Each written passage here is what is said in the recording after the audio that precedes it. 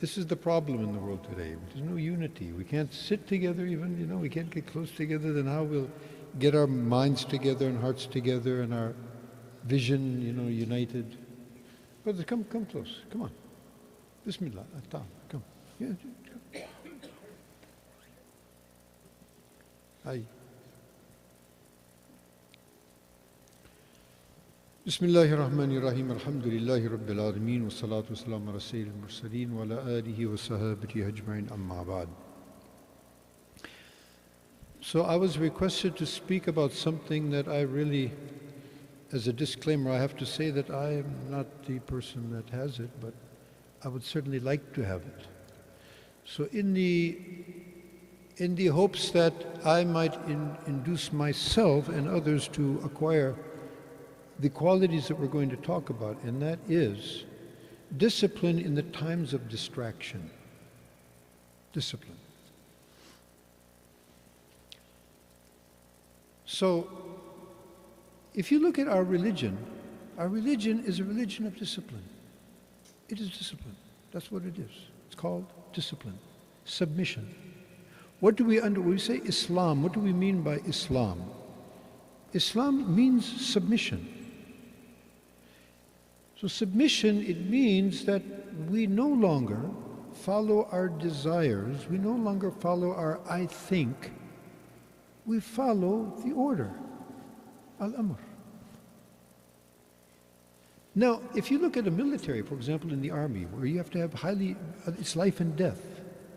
If you're not disciplined in a war, it's life or death situation. So you'll see that the emphasis is on discipline because survival depends upon it. Now, what most of us don't realize, myself included, we tend to forget that we are at war. With who? Inna ash-shaytana lakum aduwwun fattakhiduhu aduwwa. Satan is your enemy. So take him as an enemy. Now we all know that. We cognitively we understand, intellectually, yes, there's a shaitan. As Muslims, we believe that. And he's trying to take us all to hell where he is going to live forever because of his jealousy towards us. And then that's a whole other discussion, jealousy. That's not the topic today. And interestingly, our human story begins with that declaration of war. If we go back to the creation of Adam alayhi salam, right? So, what's the first thing that happened after Adam is, created? Then, of course, the entirety of the community of the sky, all the angels were ordered to prostrate to Adam. And Iblis, jealousy, me, I think I'm something. I'm not going to prostrate to this fellow. I'm better than him. Anta khayru min. I'm better than him. This is a big problem. I'm better than anybody. If we think that I'm not better than anybody, then I won't have a problem in life. In Urdu, most of you, how many people are Urdu speaking? Quite a lot. They have this thing, izzati, izzat ki baat, Izzat is a big deal, My honor, what is your honor? What honor do you have? Really? Do we really have honor? If we are honorable, then yes, but we should be honorable. Somebody giving me honor, I don't need anybody's honor. I don't need anybody to honor me or dishonor me.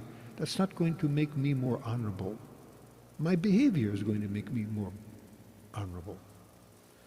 So in the very beginning, Satan, you see, me, is his jealousy. So he's not going to prostrate, he's not going to acknowledge the position which Adam didn't take for himself, Allah gave him. We are who we are what we are because Allah made us like that. It has nothing to do with us. Somebody's very beautiful, particularly the ladies. So, we have this thing called, a beauty pageant. This is very interesting. There's this contest in who's the most beautiful. physically. You know, I don't know, maybe they try and throw in some, you know, tahsiniyat of, okay, there's some, but it's about physical beauty. So does anybody have anything to do with their physical beauty? So that shows us, you know, where our society is, where we place importance. And so we'll give this big prize to this woman who has nothing to do with the beauty that she has.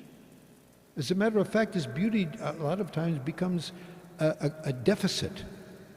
Because, you know, if I think I'm very beautiful, I'm very this or I'm very that, then I become arrogant and then that's destruction. That's a disaster. There's another interesting point. You know, just reflecting on society, by the way. We're talking about distractions. There's so many distractions. You know. Think about this. In our society, who are the highest paid people professionally? Talkers. Doctors. No.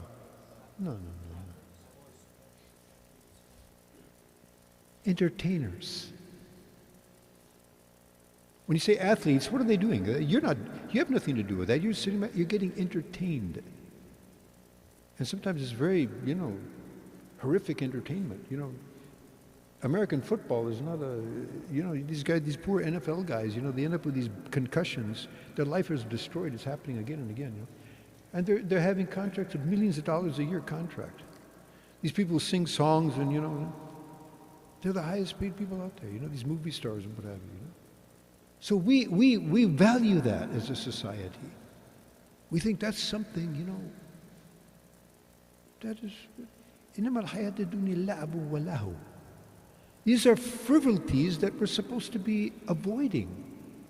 As the highest species on the earth, we have bigger things to do. You know, I was a professional musician myself before, so I have a little idea about that whole industry, you know.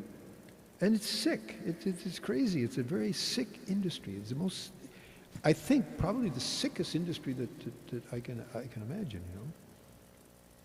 So, you know, people ask, well, you know, why did you leave that? I said, you know, we have more important things to do. What about music? Is that okay? Is that halal, haram? But forget that. We don't have more important things to do? We have time to play around with these kind of things? You know, just enjoy our lives away? And interestingly, you know, this entertainment business is such a huge thing because why? Why do we need to be entertained all the time? Why? Because it keeps our minds from thinking deeply into our reality, the real life that we're living, the emptiness of the lives that we're living. We don't want to think about that. We don't want to think about a higher purpose for which we're here. We don't want to think about, you know, realities. You wouldn't think about social injustice. We don't want to think about there's death and then there's qabr and then there's hisab. We don't like to think about those things. So let's turn on the music, you know, turn on the show, play the games. Distraction. Distracting us from our purpose. What are we here for? You know? So Satan, the very beginning of the creation of our father Adam, and by the way, we believe that all human beings on earth, we're all one family, right? We're all brothers and sisters in humanity. We all come from one father and mother. And one of the beauties and manifestations of Allah's Qudrat are all these different languages and colors and cultures and traditions and one of the beauties of Islam is wherever Islam went, you know, it didn't erase these cultural and ethnic customs and reality that were not juxtaposed to Islam. It embraced them, it encompassed them with this rich diversity of peoples and colors and languages and talents and skills, but all under the umbrella of Ummatul Islam.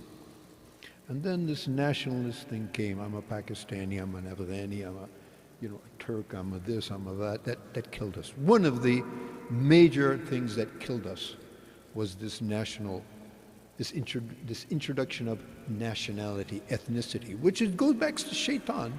I'm better than him. My ethnicity of being from fire is better than yours from being from dirt. You know? So Satan now, he swears an oath. لآتينهم من بين أيديهم ومن خلفهم وعن أيمانهم وعن شمائلهم ولا تجد أكثرهم شاكرين. I will attack them from the front, from the back, from the side, from the right, left, up, down, under, from every direction. And he swore to Allah subhanahu wa ta'ala that you won't find most of them thankful. They won't show gratitude. Meaning what? Meaning they won't pay attention. They won't submit. They'll end up submitting to me. And I will invite them. And how he's going to attack them? He's not going to physically put a gun to our head and say, hey, commit adultery. Hey, drink alcohol. Hey, look here, look there, engage in this and that. He's going to invite us. دَعَوْتُكُمْ فَاسْتَجَبْتُمْ لِي. I invited you. I enticed you. So then we'll talk about discipline. So how do we deal with that? But first of all, let's understand the game plan. Let's understand what's going on. Okay? So he is sworn to Allah subhanahu wa ta'ala that he's going to attack us, he's going to attempt by all means to bring us to eternal destruction. That's his oath. Now, interestingly, what's the last surah of the Quran? Surah An-Nas. So what is Surah An-Nas about? قُلْ أَعُوذُ بِرَبِّ النَّاسِ مَلِكِ النَّاسِ إِلَهِ النَّاسِ. Say, O Muhammad sallallahu alaihi wasallam, I seek refuge in the Ilah of Allah, the only one worthy of worship, the Rabb al-Nas, Malik al-Nas, Ilahi al-Nas, the sustainer, the creator, the deity of human beings. And so this long, ta'awwud, seeking refuge and calling Allah subhanahu by this, this huge, spectrum of names and qualities. For what purpose? Min sharril waswasil khannas, from the evil of this waswas al-khannas. This waswas, this entity, Shaitan, who continuously injects into the heart, injects into the ears, into the eyes, into the mind, these wasawis. That's what he does. Min sharril waswasil khannas. He attacks it, he retreats. He's on the move. He doesn't get tired. And he's got huge resources at his disposal. He's got a huge community of his shayateen. And they're on their job continuously. Min al-jinnati wan-nas. And also it's not only shayateen that we don't see. There's a lot of shayateen that we do see from human beings. The shayateen of jinn and from human beings. So Imam Ghazali rahimahullah ta'ala, he mentions that there's 4 big distractions that human beings face. He calls them awaiq. So you could say, in a sense, he's saying distractions, but awaiq, basically al-aiqa in Arabic, it means something which will prevent you from your objective, from moving forward, from succeeding, etc. So these 4 major distractions, these 4 major hindrances in our path leading towards Allah subhanahu wa ta'ala, which is ultimately what we want to do, is reach to Allah subhanahu wa ta'ala and become His beloved and live a life of servitude and live this life, a blessed life, and leave this world and go into paradise forever. So Shaitan is one of the major elements that is hindering us from reaching our destination. So these 4 big categories, Imam Ghazali, according to him, he says these are 4 main categories. Number 1, the world and the worldly. Ad-dunya. What does that mean? Allah subhanahu wa ta'ala created the world and everything in it zinatan laha. This is very interesting. Zinatan laha. Zina in Arabic language means a beautification. Beautiful. He's made the world beautiful. It is beautiful. Look, New York State is a beautiful place. You go into the woods, you go to the beach, you go with a smile and fly up in the clouds, it's very beautiful. Yeah. California, and you go to the Swiss, you go to Pakistan and the K2, it's beautiful. But it's temporary. And He has made human beings beautiful. He's put a lot of beauty in the world.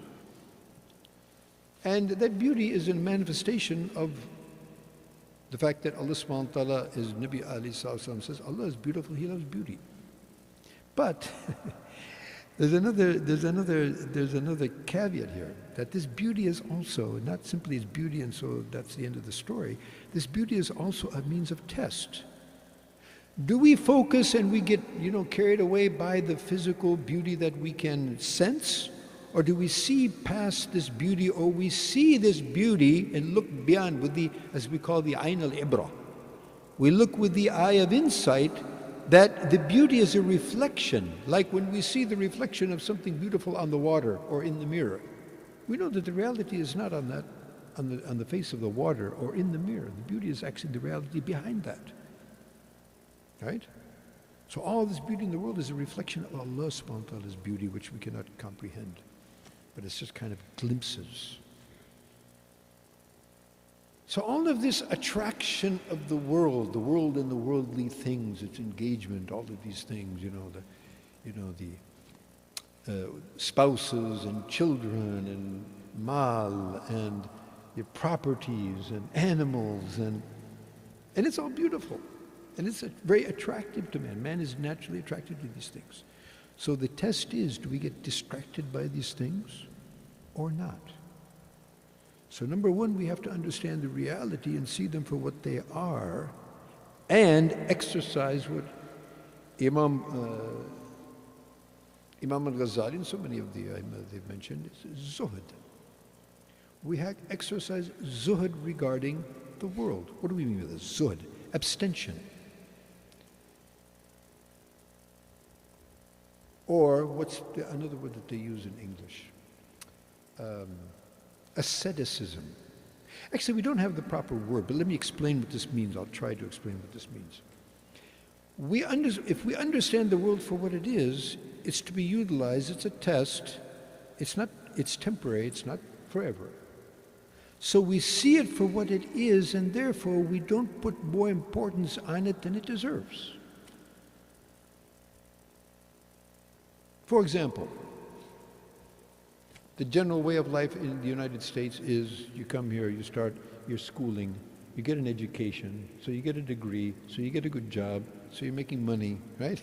That's the cycle that usually people are following, And they get caught up in that. They think this is the objective in and of itself. It's not the objective. However, these are all various ways and means by which Allah distributes His rizq. This is also amazing, a concept that the Quran tells us about.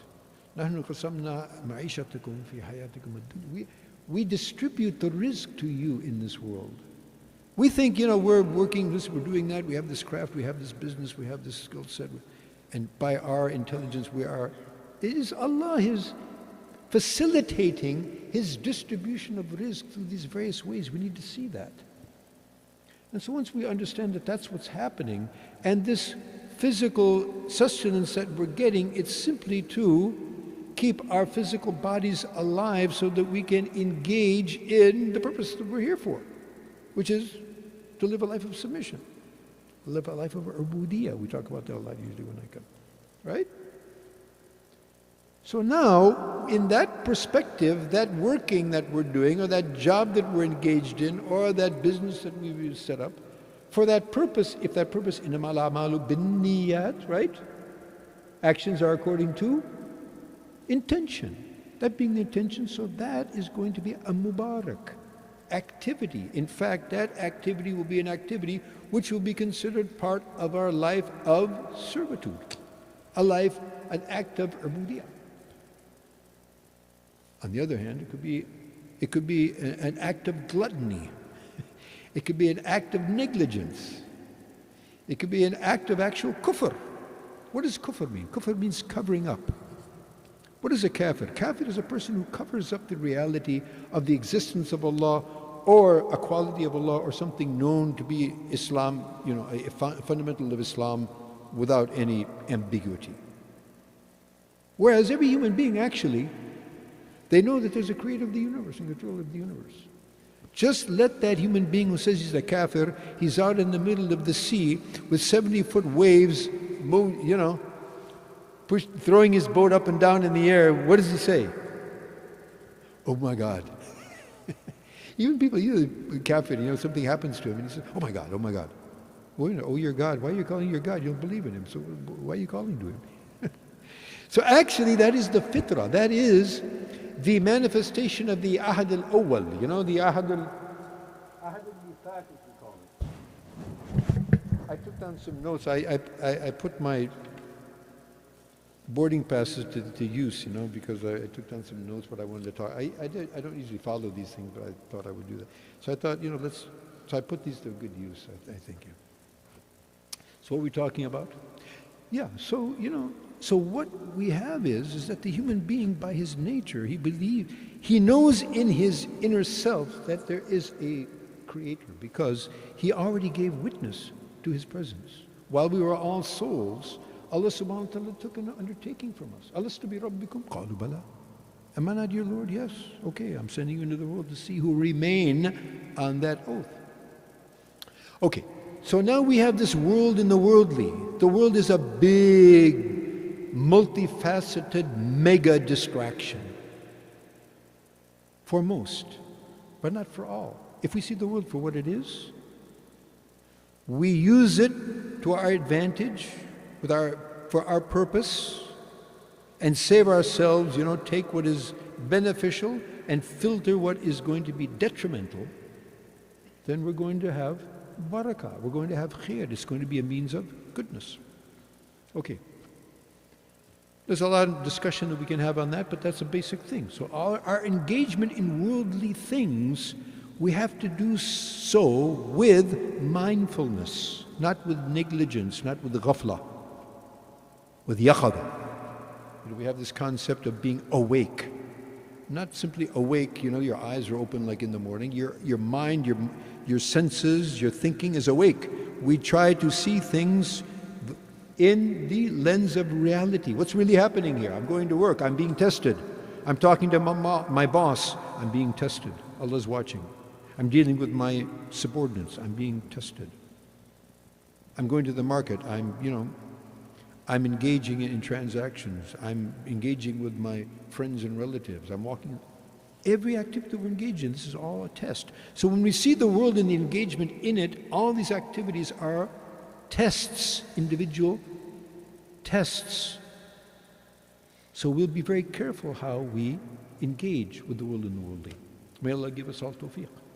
It's a lifelong, number one, to understand this concept and how we perceive that and how we deal with it, and then to actually do it is another whole thing. May Allah give us tawfiq. Second big hindrance, distraction, are people. So people are part of the world, right? But people particularly. This is a very interesting concept. On the one hand, we are, as a species, created, this is Allah's design, we are created as a community of species. We are a communal species, a social species. We haven't been created to live, on mountaintops alone by ourselves. It's not how Allah subhanahu wa ta'ala, designed us. He designed us to live communally, but in that communal living, there's a lot of dangers. There's a lot of issues that can come up, right? So, how we deal with one another, we have to be very careful. Our interactions and our relationships with people. Therefore you'll find the Prophet ﷺ, one of his interesting qualities was, as Ummahat al-Mu'mineen mentioned about, in particular Aisha radiallahu anha, that he would be physically, apparently with the people. And even it's mentioned that when they would say something humorous, he would smile. He would never laugh out loud, by the way. A big problem in our societies, We have this, this, what do you call it, bellowing, this laughing, Prophet ﷺ, with refined character doesn't accept this. This is not a refined human trait, laughing out loud like some sort of wild creature. It's not our way. The Prophet ﷺ would never laugh out loud. He would smile. He would smile a lot. So when it's mentioned in hadith, he would laugh. It means that he would smile. He wouldn't laugh out loud. And when things were mentioned that people would be feeling sorrow, he would also show that he was with the people physically, and he would engage with the people because he's one of them. He's there to guide them and teach them and train them and give them example. But his heart was always with Allah. Some of the Sufis, they have this concept, the Naqshbandis, they have this concept of khalwa fi jalwa. You're alone among in society. How does that work? Yes, you're in the society, you're dealing with them, but actually your heart remains, it's a very difficult thing to do, by the way. Your heart remains connected to Allah even though you are outwardly. And if that be so, then how are you going to behave in your connections with people? Be very careful, because you're conscious of Allah and you're dealing with everybody, and so you don't want to deal with anybody in a way that's going to displease Allah subhanahu wa ta'ala. So how we use our tongue, how we use our eyes, how we use our ears, etc. So second thing is the people. So the default principle is this, is that it is better for us to be alone with Allah and be engaged in our own islah and our own affairs, and engage with others as it is beneficial and necessary. And just even sometimes socializing and sharing friendship, etc. That's also an important part of being human beings. So these are also things. But we look at it from the context, again, the intention in our engagements and interactions. And therefore, the last thing we would ever want to do is humiliate someone. You know what? This is an afa. This is a disease, if you will. That it's a global disease, and unfortunately we find this a lot in our communities. This in Urdu you say tans wa ta'an, making fun of one another. Which comedy, basically, that's what the comedians, that's all they do, right? I mean, that's basically what they do. And they're very highly paid or low paid? Highly paid. To say things that, as the Prophet ﷺ says, somebody says something, he doesn't, مَا يُلْقِي لَهُ بَالًا يَهْوِي بِهَا سَبْعِينَ خَلِيفًا فِي نَارِ جَهَنَّمَ. He says something, and usually it would be something along these lines. He humiliates somebody, disgraces somebody. We have this concept, roast, so-and-so roast so-and-so. Do human beings roast? You take another person, put him on the fire and roast him. I mean, look at this. This is deranged. And people pay, these people make millions of dollars for a performance, one performance. And people pay huge amounts of money to listen to this kind of filth.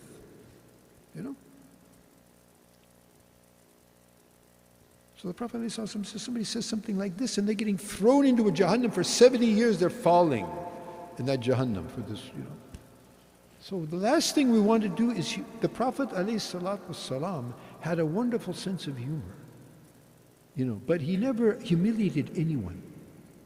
Even if he's talking to a kafir. Once one of the chieftains of Makkah came to the Prophet ﷺ with all these, outlandish propositions, to try and get the Prophet ﷺ to stop his da'wat. We'll do this and then you've done it. And the Prophet ﷺ is listening to him and listening to him. And then finally, when he finishes what he had to say, this mushrik, the chieftain, so the Prophet ﷺ said, after he finished everything he had to say, أَفَرَغْتَ يَا أَبَا الْوَلِيدِ? So, Abu Walid, have you finished what you had to say? Oh. So then he began to speak. This is the enemy of Islam. The Prophet ﷺ didn't cut him off. He didn't talk to him rudely. He didn't call him names. He didn't disgrace, humiliate him. And then he read it to him from this sort of Alif Lam Sajda, not Alif Lam Sajda, Hamim Sajda. He just read ayats of the Quran to this fellow, you know. And the fellow just said, okay, stop. When he mentioned the Shaykh, the Ad with Thamud, that if they turn away, then warn them of this thunderbolt type of punishment that may come on them like it came on. He said, stop. Okay, enough. So even when we're talking with people, you know, there's a great scholar and Sufi of Islam, and he was also a great debater. And he was basically illiterate, but he just had this, fantastic capacity to be able to, create, an argument and win these things. So somebody asked him, how do you do that? I mean, what's your secret? He says, I have 3 principles. He said, number 1, if my opponent says something which is good, I appreciate that. If he says something that's right, I appreciate that. If he points out something that I, said that was maybe not strong, or it was weak, or I would listen to that and appreciate that and thank you for that. And I consider everybody that I debate, they're sincere, that they also sincerely want to arrive at, some truth, and they have a good intention. Is that how debates usually go on? Look at these presidential debates. I mean, it's unbelievable. If you want to see something really, it's very interesting. There was a debate between John F. Kennedy and Richard Nixon. I believe, Nixon and Kennedy, I think, right? Back in the 1960s when I was a young man. And you see how they talk to each other. Now see the debate of the present day, like see a debate between, Joe Biden and Donald Trump, It's stunning. It's actually stunning. I mean, the kind of language, they would vehemently disagree with each other, Nixon and Kennedy, but they would speak to each other,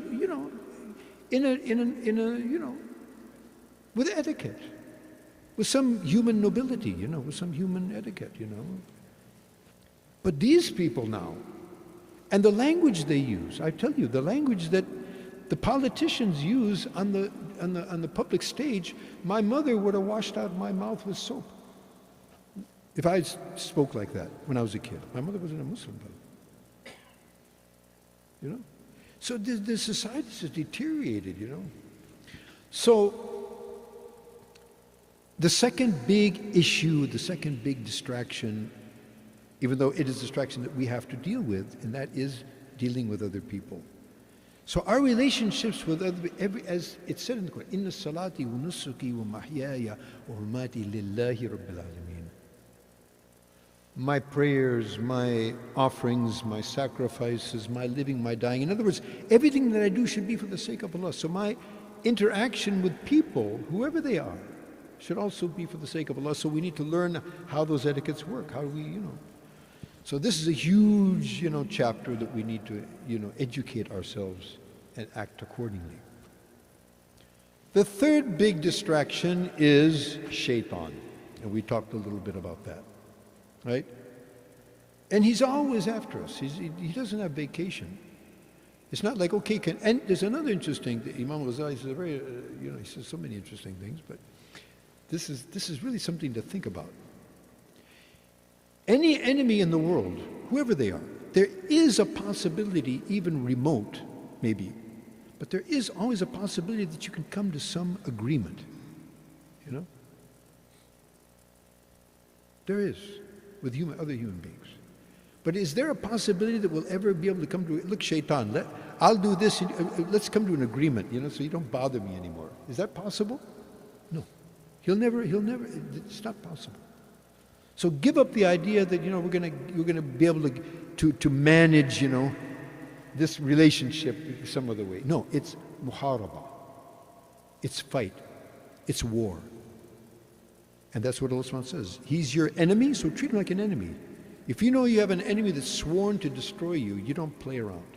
And you don't give him, you don't, you're not living in ghafla. If you know you know the term hitman? Do you know this term, hitman? The guy is given a contract, I want you to kill so-and-so, they give him a huge amount of money and he goes after him to kill him, So suppose I come to know that there's a hitman that's been contracted to kill me. Am I going to sleep real comfortable in the night? Am I going to leave my house, just okay or am I going to be very, very careful every moment? Because this guy can show up anytime, anywhere. So Shaitan is the hitman. And he's got a contract out on all of us. And so that being the case, so treat him as an enemy. And to treat him as an enemy, we have to understand our enemy if we're going to fight with him. If we don't even understand who he is, what are his tricks. So there again, there's a whole chapter of knowledge, big chapter of knowledge about Talbis Iblis. How Iblis, he's the father of the shayateen, Iblis. His trickery, because he's got a bag of tricks, a repertoire of tricks for everybody. He knows everybody's weaknesses. He knows his method, his strategy of attack is different for everybody. He knows how to attack everybody. So we need to learn about that. That's an ongoing struggle. Okay, the fourth big distraction that we have is nafs. And this one is really, really difficult. Now, Shaitan, as difficult as he is and as,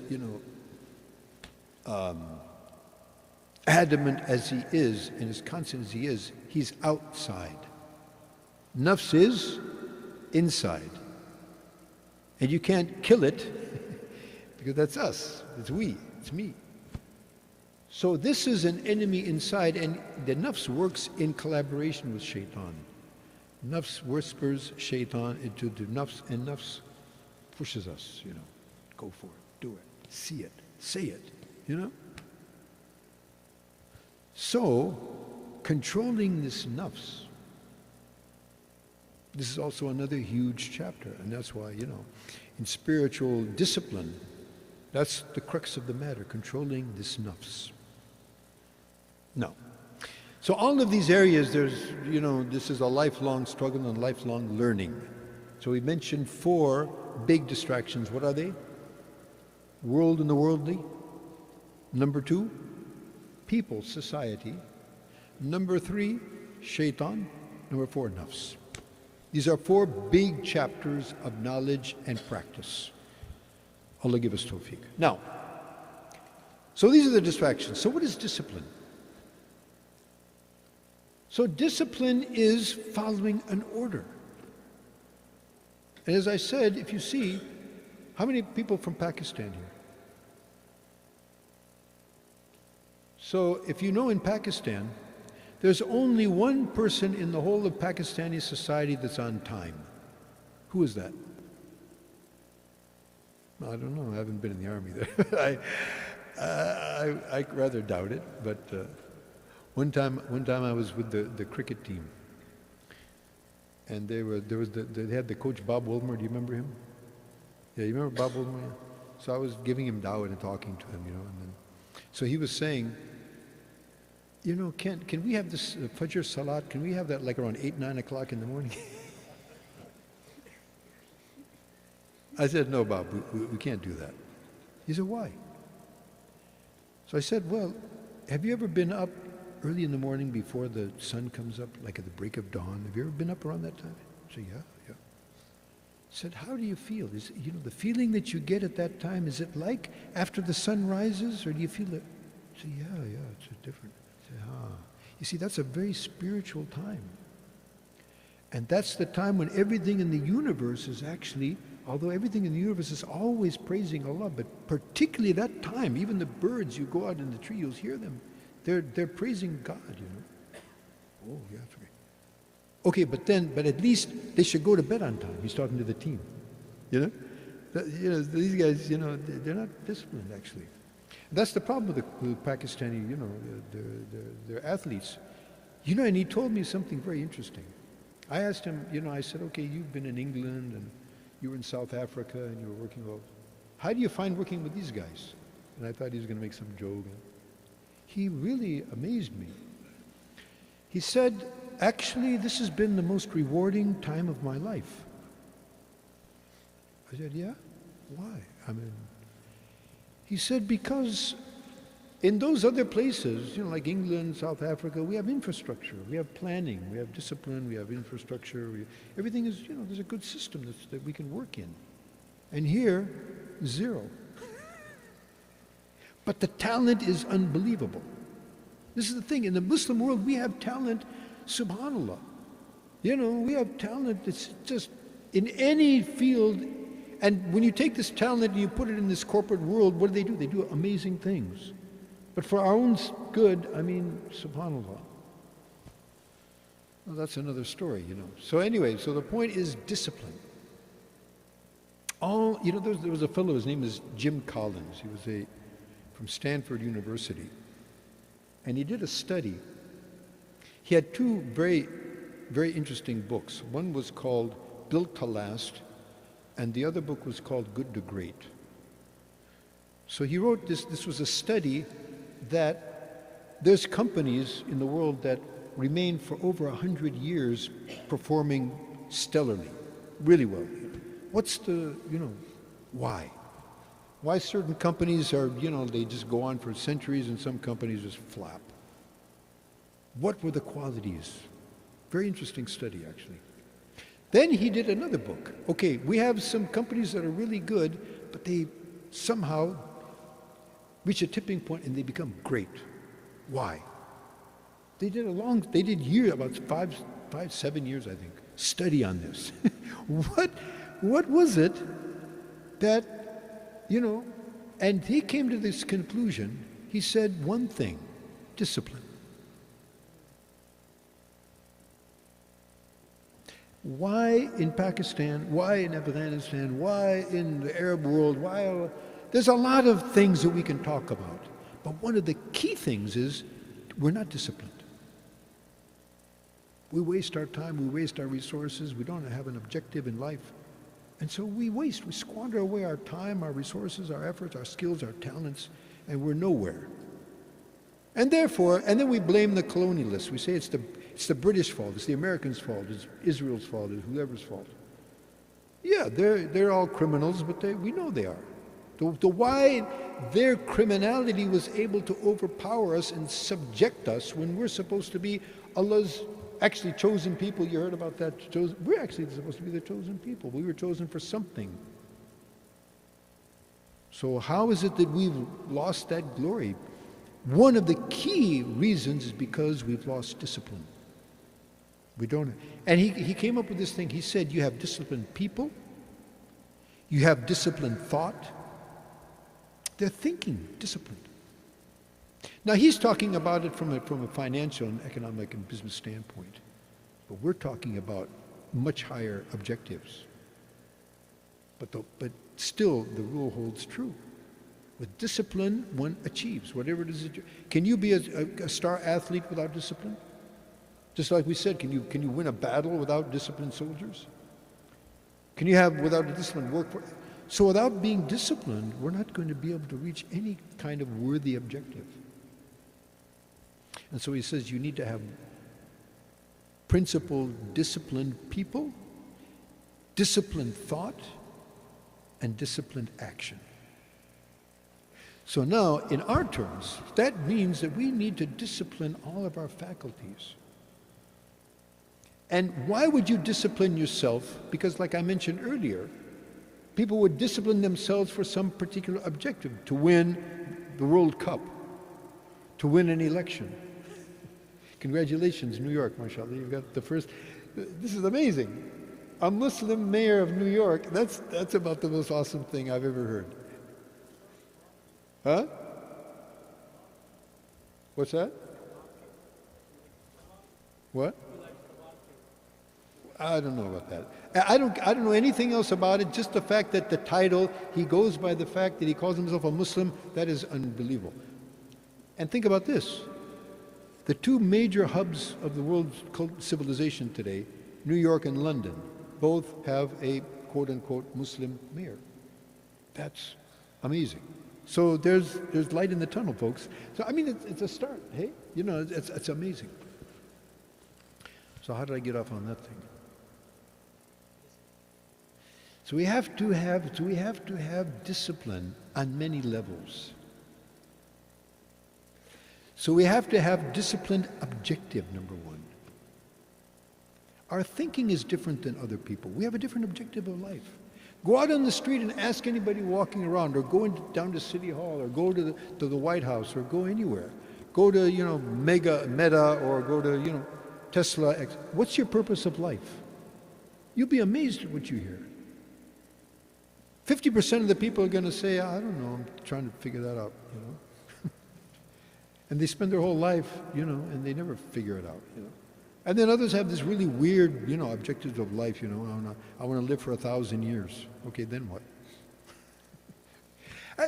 Strange things people will tell you. We have a very clear objective. We are here to live a life of servitude, to be Allah's vice regent on the earth and be his guest in paradise forever. So is that not worthy of discipline? Any worthy objective is going to require discipline. So first of all, discipline our objective. Keep that objective in front of us. If that's a huge part of it.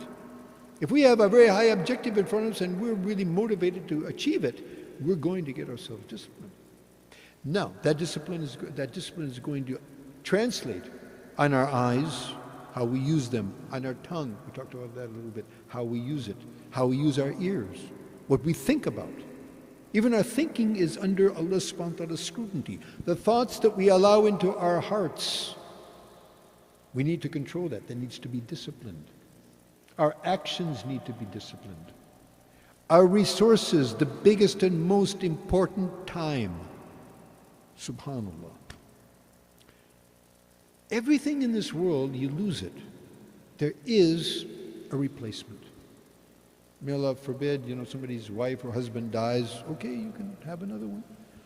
You know, children might pass away. Okay, you can have more. Your house burns down. You can build another one. You lose the election. You can run again. You know, whatever. But you lose a moment of your life. You will, on the Day of Judgment, say, "Oh, give me everything in the world. I'll give it to you. I'll, you know, ransom for one moment so I can say Subhanallah. If I had the entire world to ransom, I would give it." No, sorry, it's over. So one moment of our life is gone. It's gone forever. You'll never get it back. And moments are just going on. We're getting closer and closer. We're not getting older. We're getting younger. We're getting closer and closer to the grave. And how close we are, nobody knows. We'll see tomorrow's sunrise. We'll see, you know, we'll see the next moment. When we say salam to the right, do we know we're going to live to say salam on the left? No. So if we have these things, so now lastly I would just say, I mean, these are all generic things.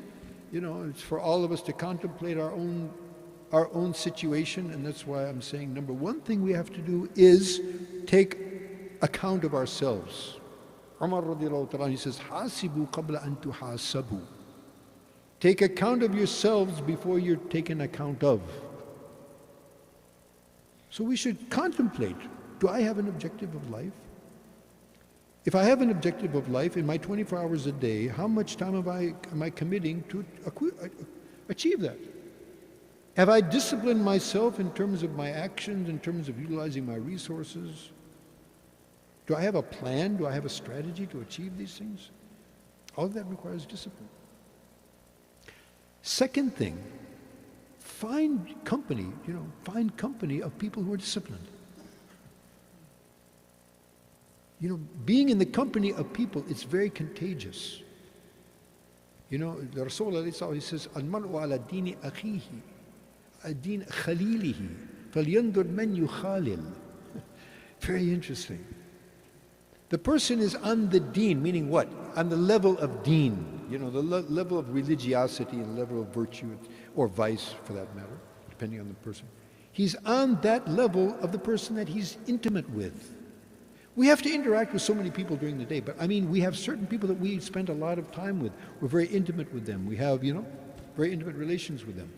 Be careful about which kind of people those are, because they're going to be There's going to be a transfer of character. Okay? So find people that, we identify, these are disciplined people. These people know their objective. They're struggling, they're striving to. So we want that to rub off on us. And al-Muslim mir'atul al-mu'min mir'atul mu'min. The believer is the mirror of the other believer. We see the good in others, and we might see otherwise. That is reflecting what we see is what we, in that person is actually what we have in ourselves, reflecting. So, being in the company of the righteous, being in company of people who are particularly, in this case, disciplined. They're really, focused on their objective. Right? And you're probably not going to like this, especially when I see all these pots lined up in the back here. And this is not simply, Islamic scholarship. This is from the time of, from Socrates. Even all thinking people talked about keeping the stomach empty. Everybody's looking at me like angel of death has come, So what do I mean by that? In other words, the default mode of humans is to be with their stomach empty. You put fuel into the body so that it functions. To the extent that it functions, to the extent that it uses it, we put fuel into it. So we see our food as fuel. Now Allah subhanahu wa ta'ala has made it very tasty and delicious and so many different types of things. Alhamdulillah. Could have been grass. We could go out in the morning and graze on the grass and come back and go to the office and go to, could have done that easily. But no, Allah subhanahu wa ta'ala, we are special. Allah has done everything in terms of what is for the human, it's special. But it's not in and of itself. We've made eating an objective. It's a means, it's not an objective. So again, seeing the world in its reality. So this is, we're to thank Allah for these favors. But if we're going to spend our days, days and nights, eating, drinking, it's like the cattle. The cow goes out in the field and he's got his head down in the grass and he doesn't see anything, he's not worried about anything else. It's like so we're imitating that. Imam Ghazali again, he mentions, about, how we take on the characteristics of animals. We have like lions and tigers, they just attack people, just for no, So, if we can learn to control our appetite, this is a big thing. If we can learn to control the amount of food that particularly we Muslims, now Ramadan is coming up, and folks, be careful, because Ramadan is the time that it's supposed to be a servicing. And what happens, we were just talking about that. People, they gain weight in Ramadan. That's amazing. So if we will actually fast properly, the Prophet ﷺ used to break his fast on what? Dates. Maybe 3 dates, little water. If we do that, subhanAllah, number one, that's the best thing that a fasting person can eat. Because it's going to give you instant, the sugar is 80%, natural sugar, so it's going to go right into your bloodstream and give you a, a revitalization. At the same time, it's very easily digested. It's full of wonderful minerals and all kinds of good things.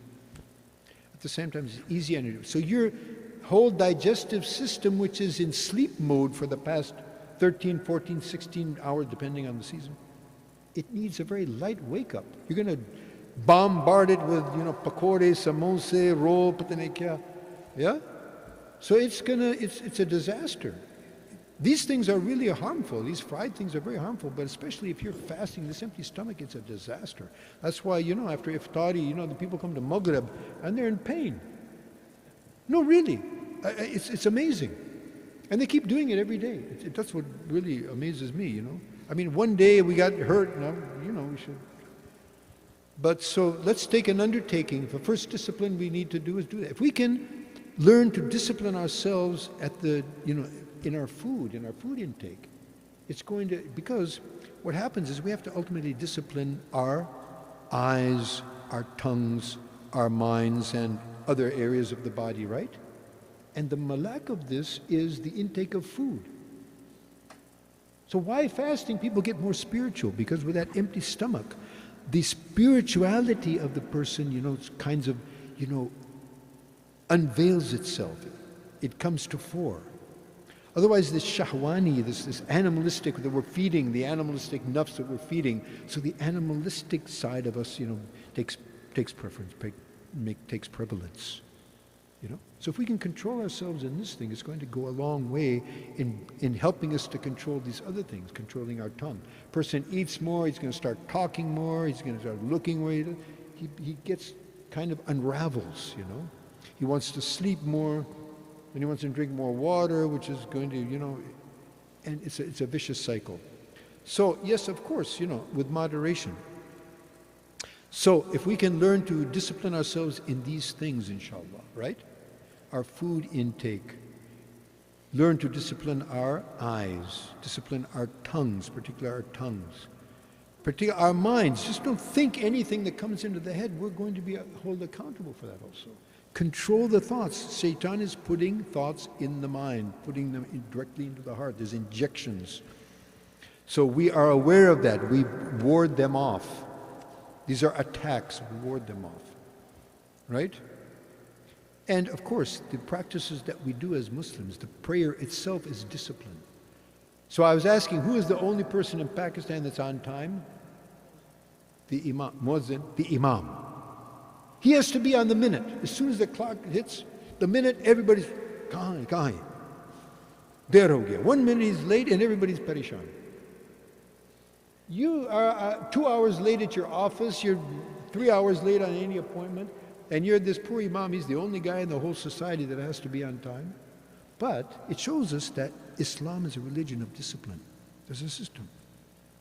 And if we will also apply this discipline with these fundamental ruhani disciplines, our prayer on time, adhkar on time, tilawat of Quran on time, salat ala nabi on time, istighfar, dua, all of these practices, they take precedence. We plan them into our daily routine. These are our, these are our sustenance. This is our breakfast, lunch, and dinner, the ruhani. These are our foundations. These will go a huge distance in bringing about this discipline, in our lives. So may Allah subhanahu wa ta'ala give us all tawfiq. As I said, disclaimer, I don't claim to have any of these. I'm speaking to myself, first of all, and to all of us. It's a lifelong struggle. It's a lifelong learning. We're not going to hear one, and now we know all about it. No, we know very little about it, myself included. It's a lifelong struggle to learn about all these things, how to deal in all these areas, and then to apply that. So may Allah subhanahu wa ta'ala give us all tawfiq and make us among His choice servants who understand their purpose and use their lives, their resources, their abilities to achieve that purpose. Ameen thumma ameen.